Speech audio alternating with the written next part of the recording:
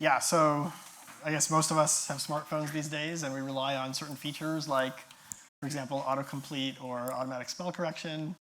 And how do these things work? Well, here's a patent filed by Apple, for example, which says systems and methods are disclosed for a server learning new words generated by user client devices in a crowdsourced manner. So what does that mean? It means they're learning from our data, right? Okay. So what's the picture? The picture is there's a server, which is Apple or whoever else, and then there's us with our phones. And let's simplify the setting. Each of us just looks at the last word that we texted our friend. Okay? So we're each holding one item from some universe. The universe is like the dictionary. And the server wants to know, for example, they want to know a lot of things, but one of the things they might want to know is just how frequent are various words. What's the number of devices that just texted the word X so they can tell which words are frequent words and which words are not frequent? And maybe they're not just words, but maybe they're like, you call them bigrams or trigrams, right? Sequences of K words, so that they can do prediction, right? And see like given that I've seen these K-1 words, what's the likely thing for the Kth word? What's the frequent thing for the Kth word? So simple enough, right? Just every time that I text my friend, I send a carbon copy of that text to Apple or to Google or whoever, right? Okay. But there's a flaw with that, obviously, which is there's a constraint, which is privacy. Do you really want your phone manufacturer to read all your texts? And actually, I'm mad at myself because I just updated my iPhone to the latest iOS 16 like 2 days ago or something. And when you update your phone, you get these like new intro screens, like would you like to activate Siri, et cetera, et cetera. And one of them actually talked about, we are using differential privacy to protect your privacy. And I wanted to screenshot that and include it in the talk. But of course, like any other user, I just quickly agreed to everything and didn't read anything. I couldn't go back, so I lost the opportunity to get a good graphic for the talk. Anyway, so you look back at that patent filing, and yes, this is the same patent filing I showed you earlier, crowdsourced, learn from you in a crowdsourced manner, but maintaining local differential privacy, a differential privacy system, privacy budget, privacy, privacy, privacy. So obviously they're aware of this issue and they're doing things about it. So what are they doing about it? What are other companies doing about it? The basic idea, and the idea I'm going to show you right now is actually garbage. It doesn't work, but let's roll with it for a second, is to send a randomized message by adding noise. What do I mean by that? So let's say that my texts I'm actually texting images to my friends, okay, not words. So here's my daughter's baby shower.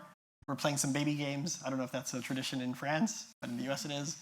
And it's like, who can drink from this baby bottle the quickest?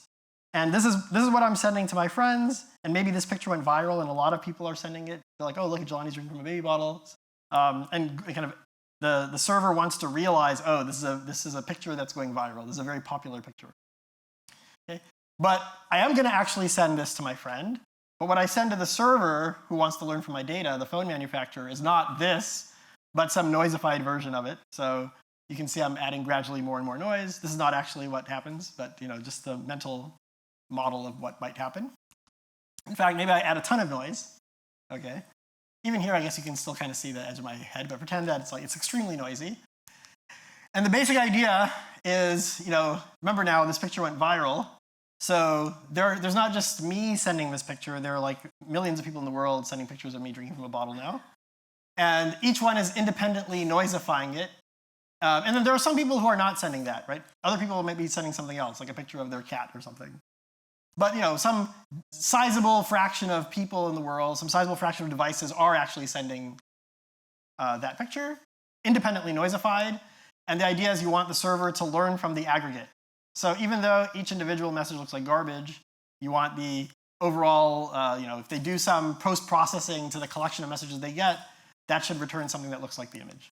So the moral of the story, or like what we want to happen, is that each individual message looks like garbage, which, random garbage, for any different, we haven't talked about what privacy actually means, but for any reasonable definition, random noise should be private, right? But we want to do it in such a way that in aggregate, if the server gets millions of these messages independently noisified, they can somehow extract utility from the collection, the aggregate. Okay, but then what exactly does privacy mean?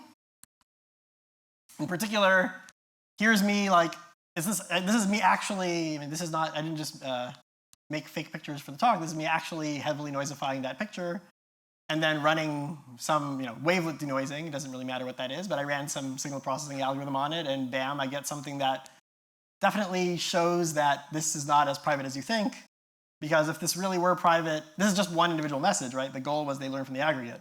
So the fact that they can reconstruct anything meaningful from this one noisified image already is trouble, right? This should not happen. So maybe this isn't so private after all, and we need to be careful with the definition.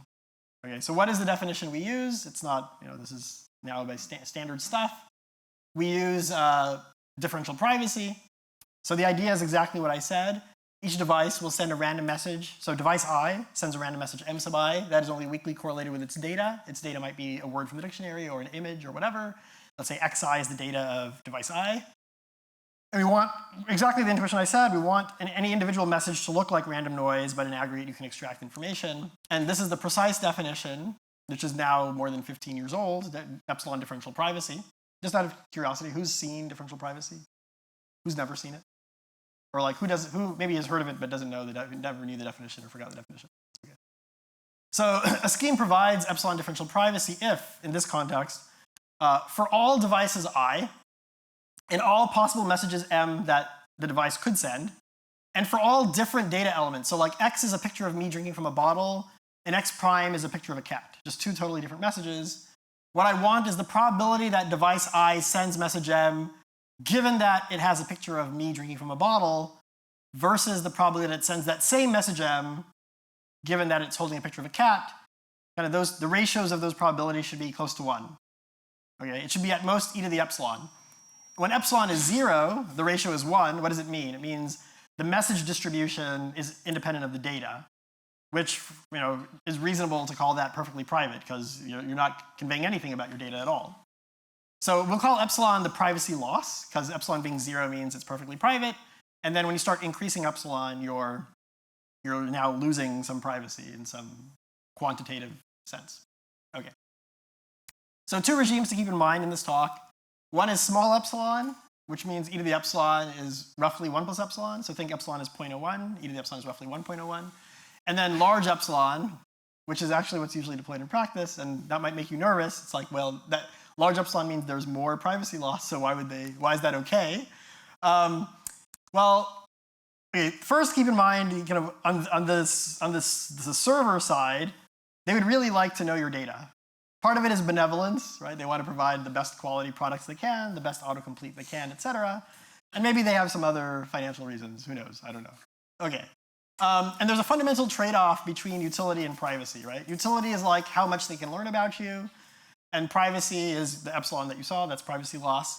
So of course, on one extreme, if you set epsilon to be 0, you get perfect privacy, but there's no utility. They haven't learned anything about you. On the other extreme, if you set epsilon to be infinity, then you're saying the ratios between probabilities could be anything, which means you might as well just send your data in the clear, which means they get as much utility as they could possibly get because they learn all your data. Right? And then now you can try to understand what happens in between. When you kind of smoothly move, when you increase epsilon from 0 to infinity, there's a whole lot of stuff in between there. What happens in between there? So they would like to set epsilon to be large. If you force them to, if the company picks the epsilon, of course they would like to pick a large epsilon. But small epsilon turns out to just require too much utility loss to really be usable. So I hear from people who actually use these things in the real world. And the silver lining here is that there's something called shuffling, which improves privacy automatically. So it's actually legit to deploy these things with large epsilon. What is shuffling? Shuffling is actually a slight change to the model. So the new model in shuffling is there's all these devices, and then there's the server who wants to learn from the data. And sitting in between them is a shuffler who's like a trusted third party. And the users will send their randomized messages, their locally differential private messages to the shuffler. Okay? And all the shuffler does is one thing. It applies a uniformly random permutation to the messages, and then it passes those permuted messages onto the server. So the server, basically the one thing that's lost on the server side is the server doesn't know who sent what. And there are theorems out there, I cited some of them, that basically show black box, and there are some non-black box analyses too, that if you have a local differentially private protocol with a particular epsilon, and you deploy that protocol in the shuffle model, it actually basically has a new epsilon, which is much smaller.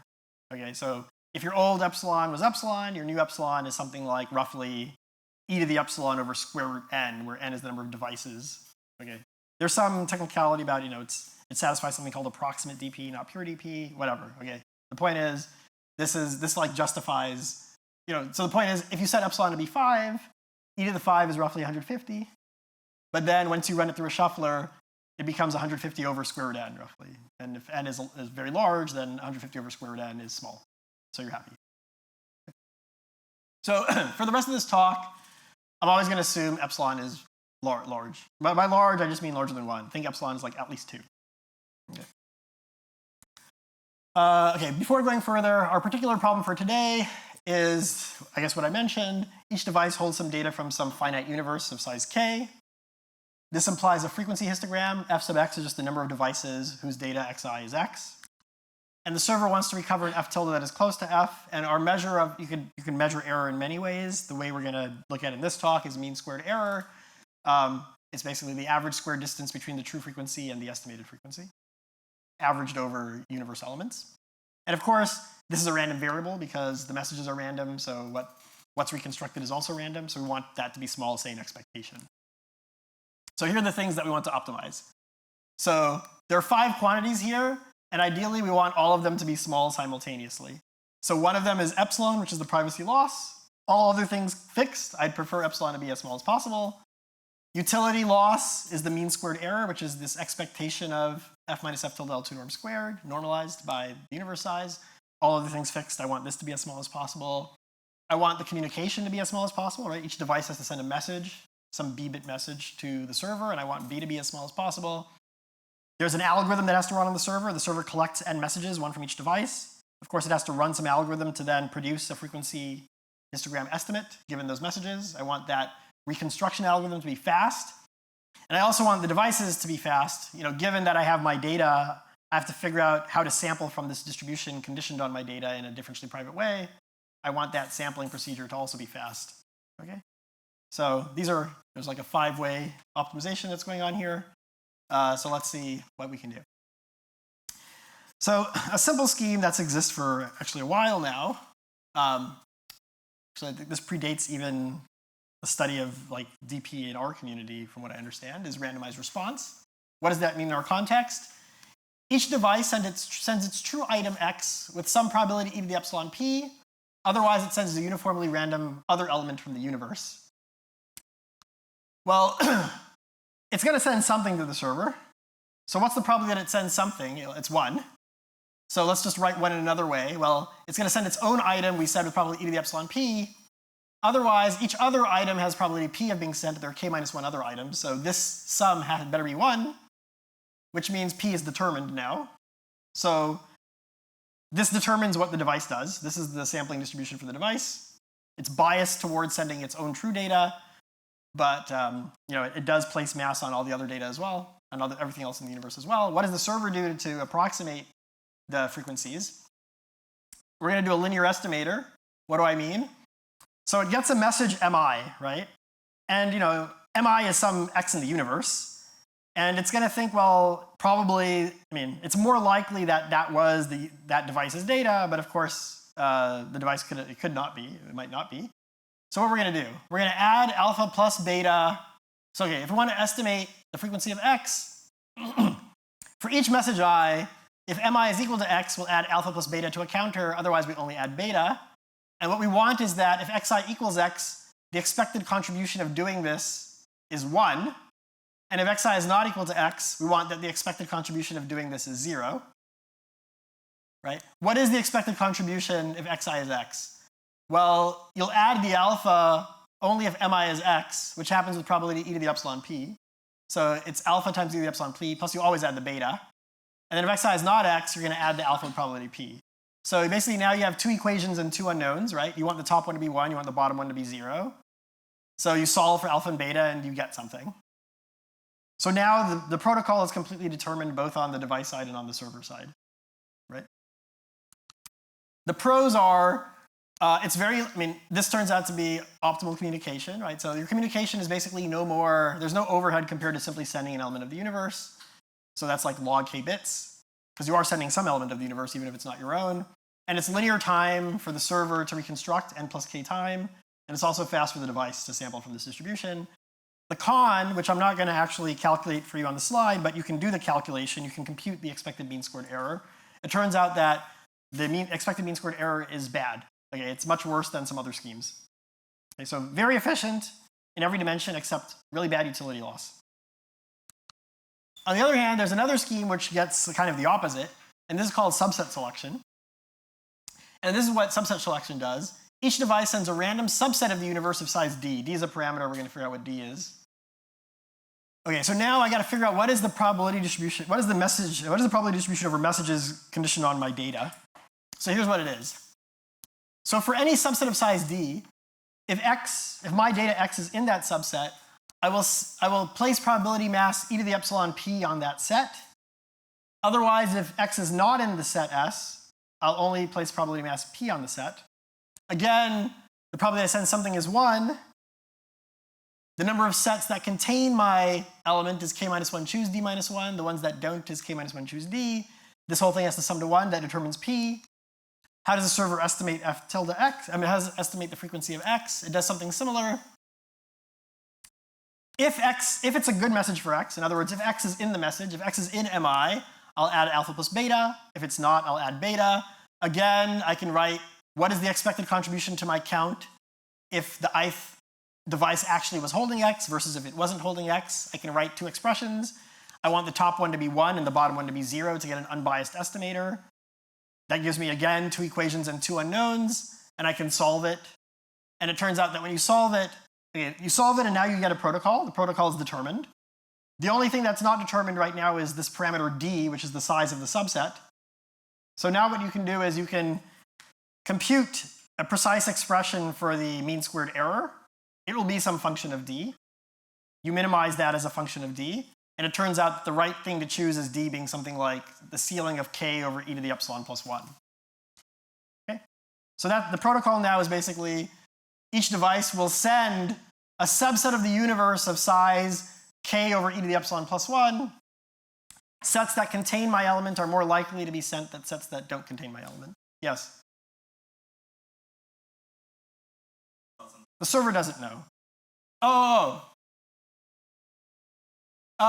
Wait, the server, okay, so let me go back to it. So the question was, how does the server know that x is in mi? Yeah, exactly. So remember, okay, so there is a k-dimensional frequency histogram f, right? And f sub x is the number of devices holding x, okay? And now what the server is trying to figure out is like, it's going to basically, imagine this is doing a loop. For each x, it wants to estimate what do I think the frequency of x is. It's going to go through the messages one by one for that x and see, is that x in mi? Is it in m1? Is it in m2, et cetera? Does that answer your question? Yeah, okay. Right. So anyway, yeah, so this is the protocol, right? You send these messages, which are just subsets of size, roughly k over e to the epsilon. Now, the con is that the communication is really bad, right? Imagine epsilon, I said large, but in reality, epsilon in deployment usually at these places is like a small constant, like 5 or something. So k over e to the epsilon is like linear in the universe size. So I just want to send, a device, I just want to send one element of the universe, and I basically am sending 1% of the entire dictionary, okay, which is a lot of communication. So that does not make me happy. And also, just for the server to read all these really long messages, and there are n of them, of course, is also very time-consuming. So the server time is slow, the device time is slow also. The pro is that this actually achieves optimal trade-off between epsilon and utility loss. I'm not going to prove that. That was proven by Ian Barg years before this paper. But and when I say optimal, I don't just mean like theta, up to a constant factor. I really mean the exact expression is optimal, including the constant factor. Everything is optimal. Okay. So this is like the best protocol. Yes? Improvement.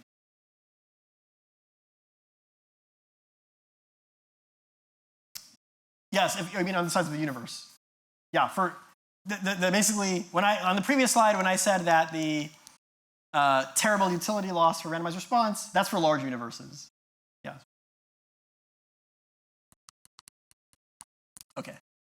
So now I want to tell you kind of what was our contribution. Before I tell you our contribution, I'll tell you a meta approach, which both of the things that you just saw, randomized response and subset selection, are both instantiations of a meta approach. And our new thing will also be an instantiation of the meta approach. What is the meta approach? So now imagine there's a message space Y. That just means that the messages you send are elements of message space. So in randomized response, Y was the same as the domain, 1 to k. In subset selection, Y was all size D subsets of 1 to k.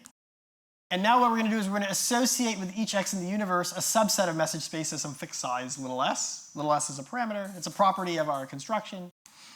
And we're going to have the property that, if you look at Sx and Sx prime for two different elements of the domain x and x prime, their intersections always have the same exact size. Let's call that little l.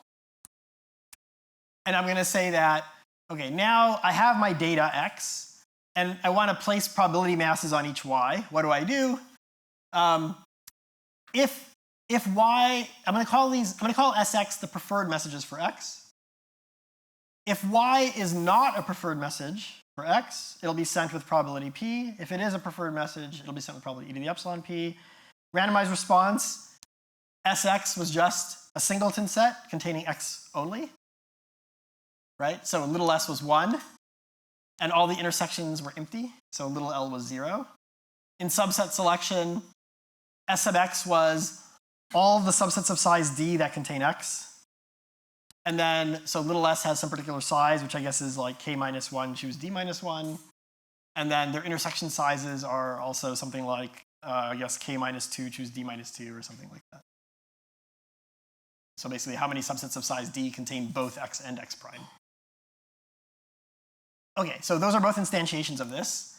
And again, because the probability that a message is sent is 1, the probability of a message is sent is the probability that you send a preferred message plus the probability that you send a non-preferred message. You can solve for p, and that determines p, so that determines what the device does. Once you tell me the construction of these sets, it determines what the device does.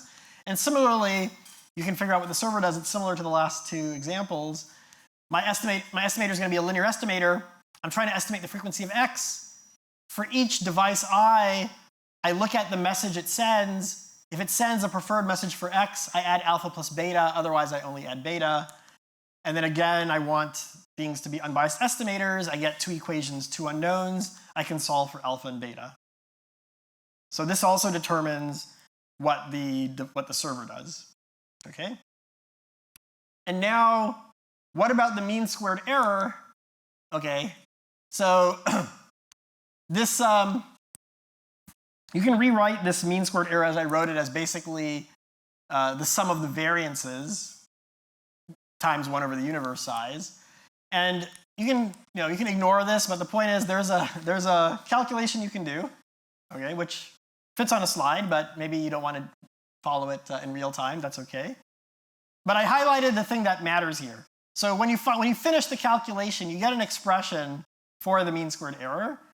This white part here, just take my word for it, it's a low order term that we can just pretend doesn't exist. It's this teal term that really matters. And the thing that I want to highlight is the mean squared error increases as a function of L over S as well as Y over S. So what is L? L is the intersection size of two preferred message sets. S is the size of a preferred message set.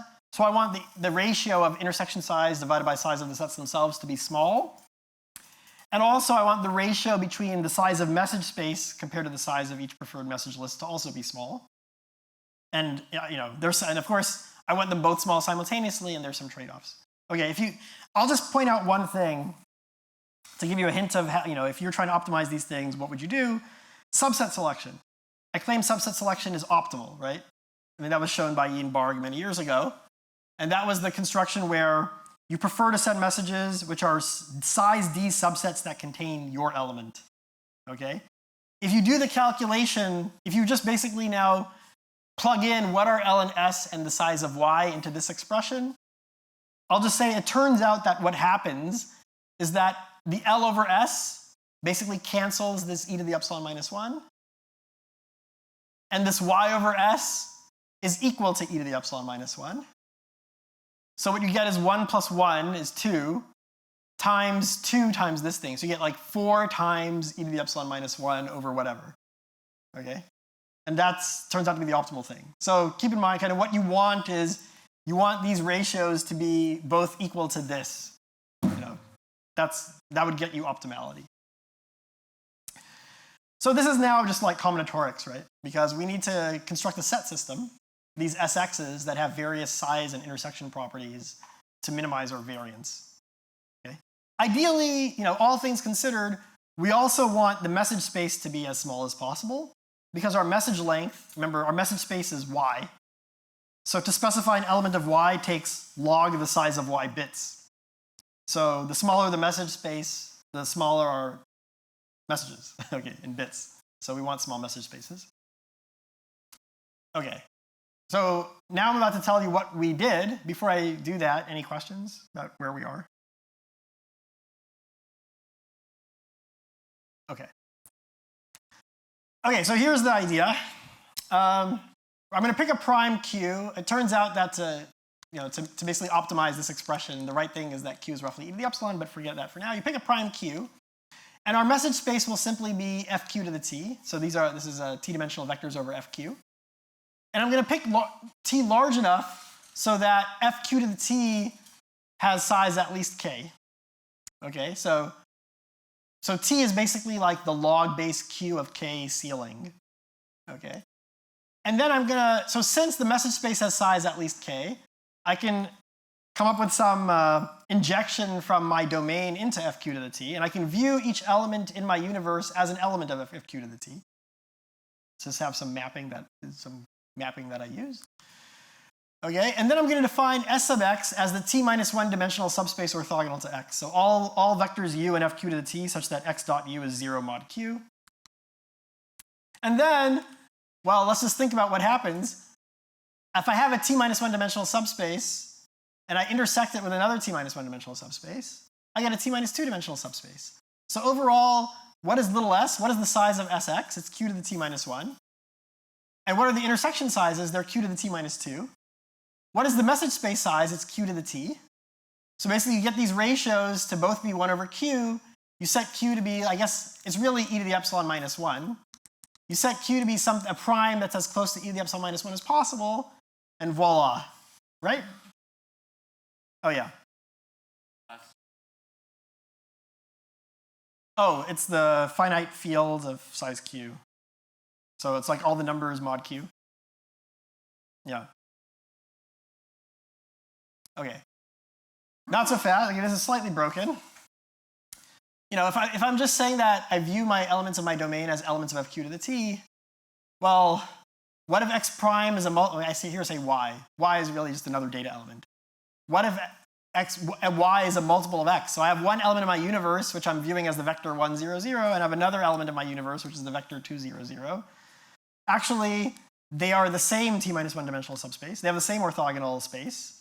So when you intersect them, you don't get a t minus 2 dimensional space. You get back the same t minus 1 dimensional space. So that breaks things.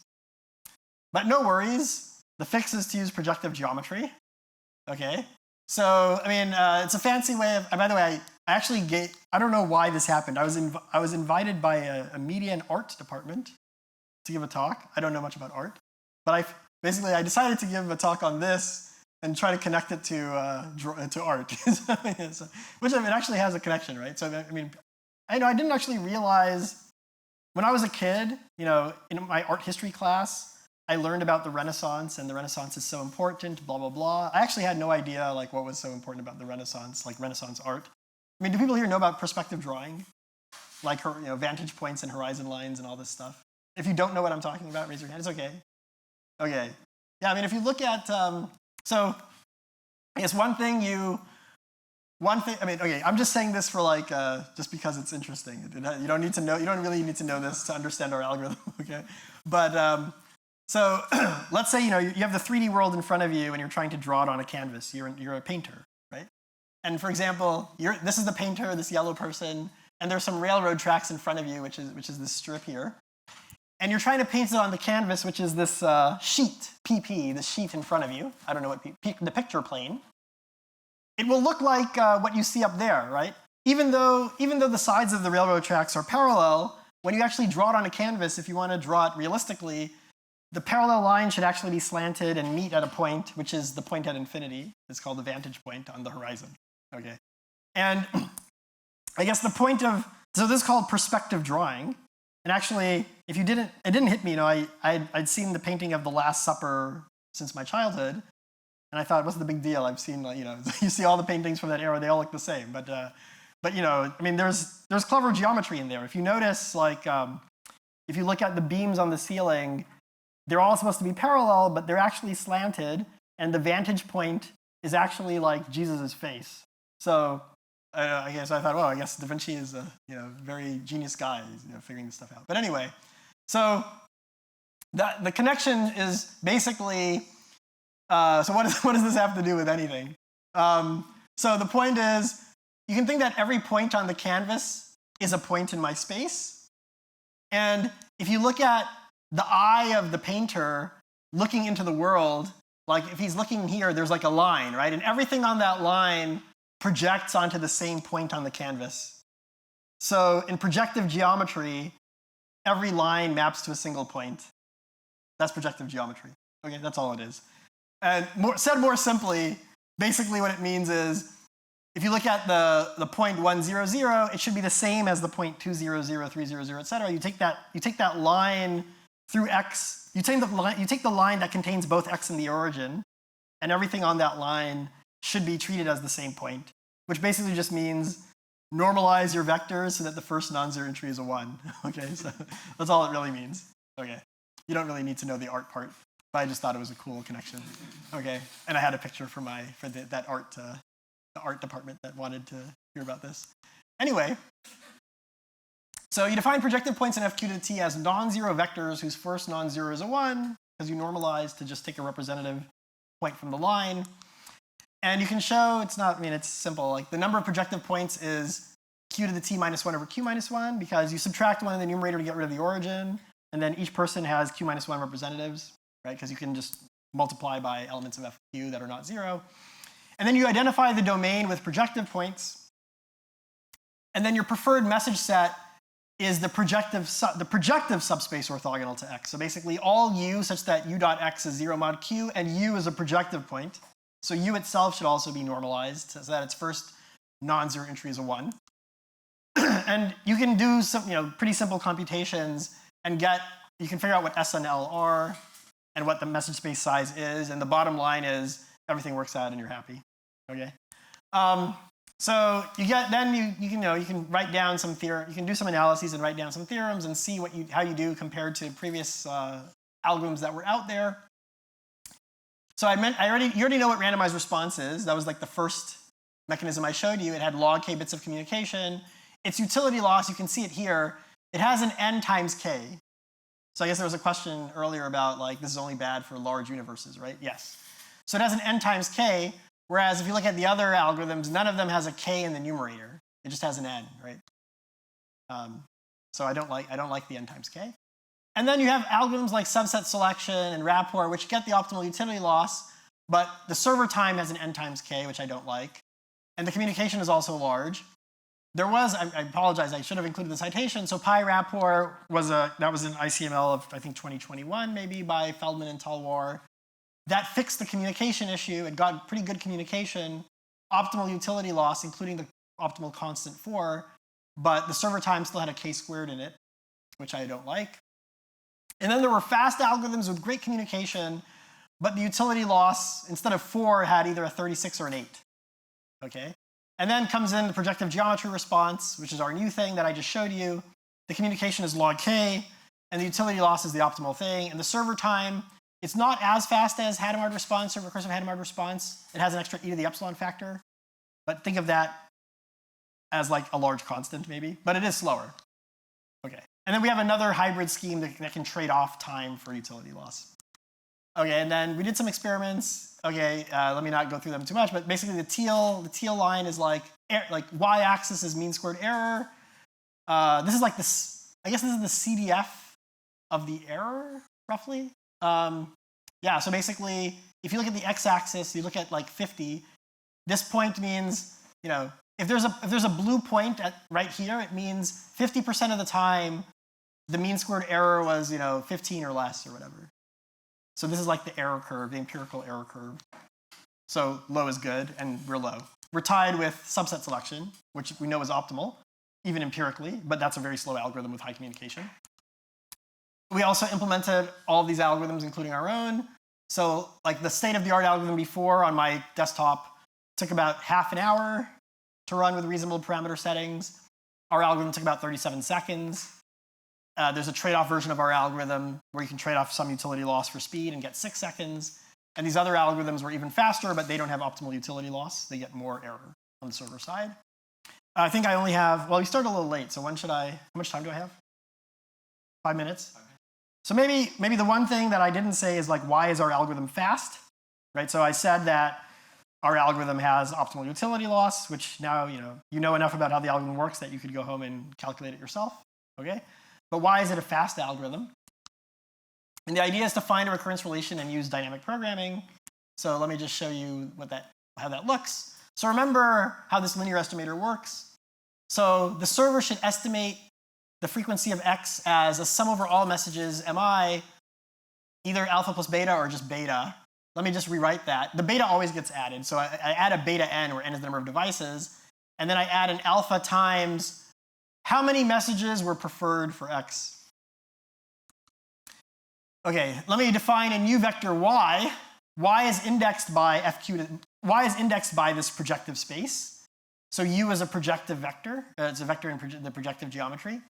Yu is just the number of messages mi equal to u. So I can rewrite the summation for any x. I can rewrite the summation as a sum over all u that are canonical orthogonal to x of yu. Okay. So basically, what I would like to do is I would like to calculate this summation for every x in space simultaneously. Naively, I could just naively sum it, right? I could just like have a double for loop.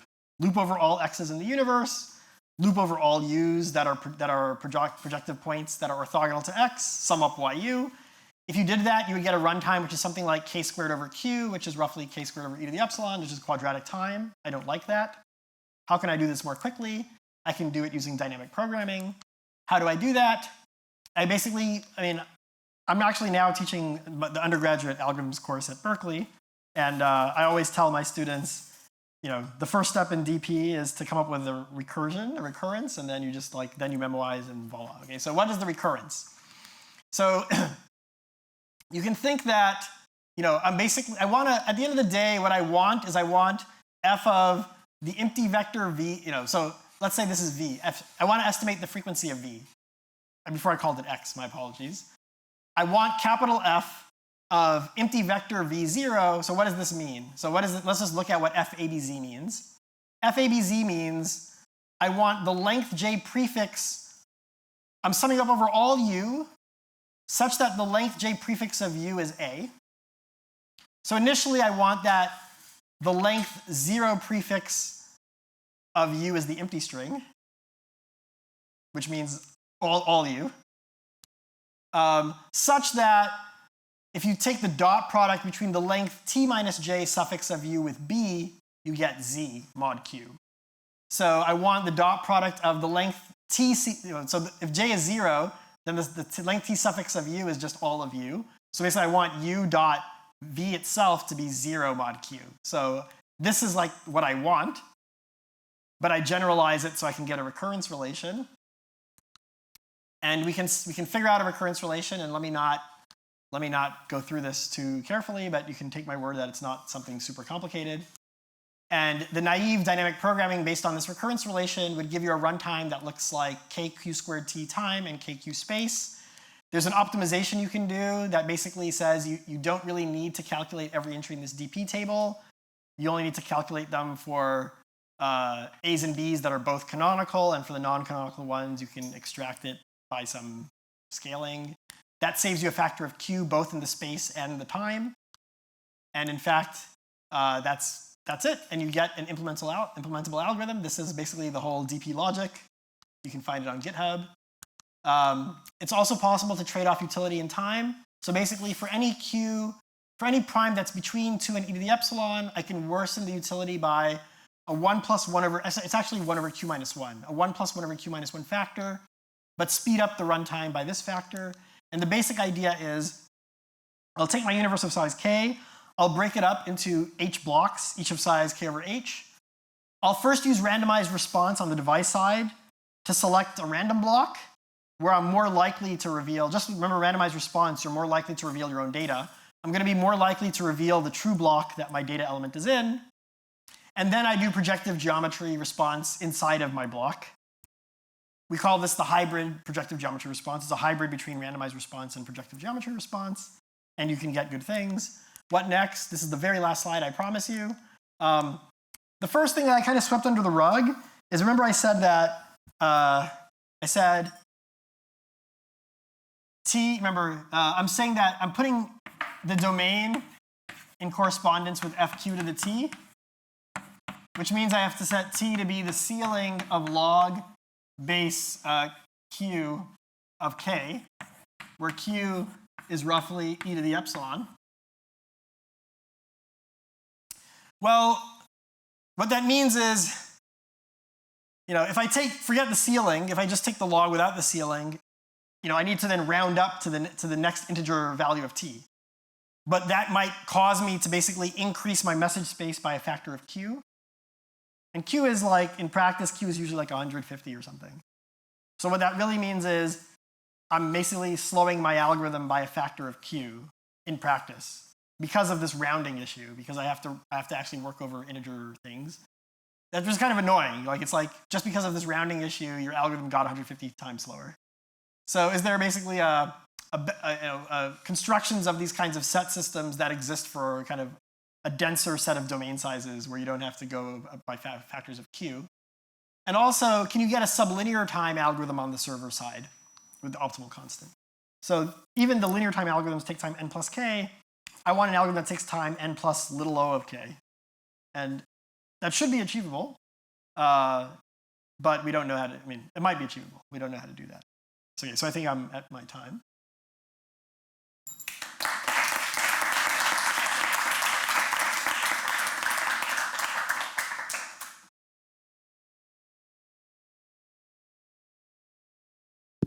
Yeah.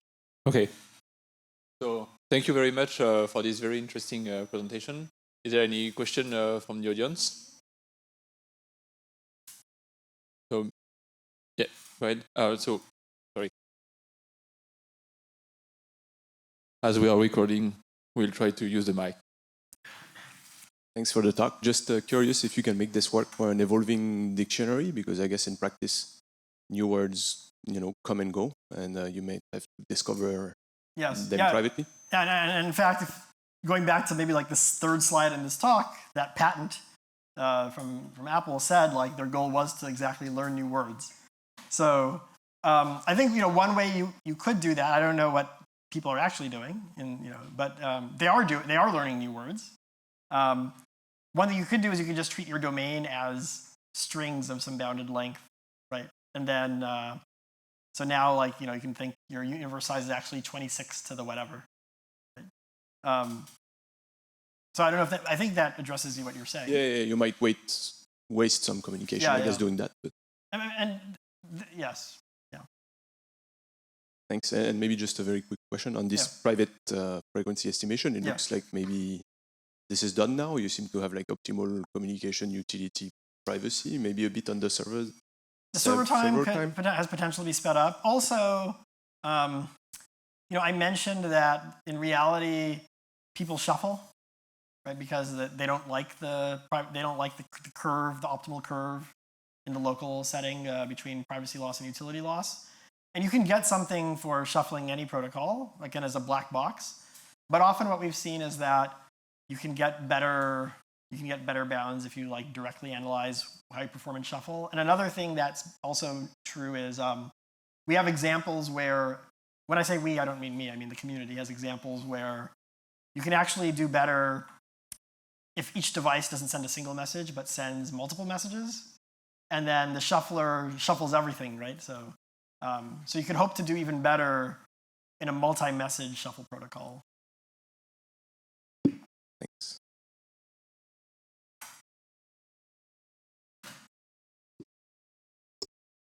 Yeah, so I was wondering about, well, I mean, here you're basically like counting discrete elements, but for instance, for text, you may want to use some kind of word embedding. Is there any role for that with local DP?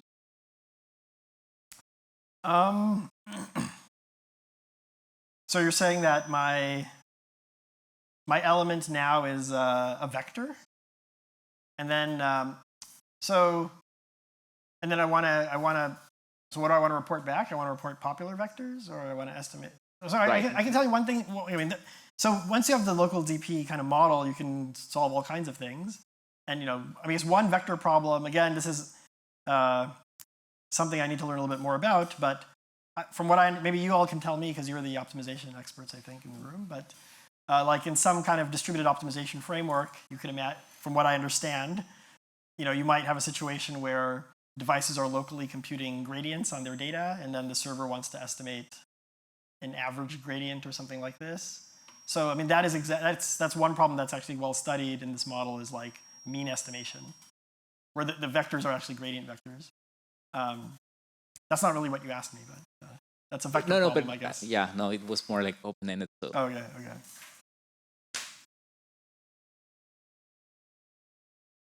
Oh, okay, yeah, just kind of the follow-up was, is there any idea that transferred on this idea of mean, like by quantizing some part of the space that could help you like estimate the mean from this using such ideas, or is it like the two problems are too separated? So yeah, I mean, I can tell you, for example, like what are these algorithms for mean estimation? You're saying, like, what do those algorithms look like? So I think one algorithm that's out there, it's called PrivUnit, and I'm forgetting the authors, but basically the idea is, so let's pretend that the vectors are all in the unit ball. Let's pretend that you're promised that all the vectors have norm bounded by b, and then you normalize them so now they have norm bounded by 1, and you want to estimate the average vector in the unit ball. So what you do is you actually, and let's actually just say that they have exactly unit norm. Okay, so what you do is you take some spherical cap around your point, and with some it's kind of like this two probabilities, right? So with some probability e to the epsilon p, you're going to send a random vector in your cap, and then I guess with the remaining probability, you'll send a random point that's not in the cap. So you're more biased towards sending points that are like near your vector, and then there's some estimation algorithm on the server side. So the algorithm, that's one example of what an algorithm looks like. There are other algorithms that actually look quite different, but maybe we can talk offline. all right. So I think if there is no more question, let's thank Jelani.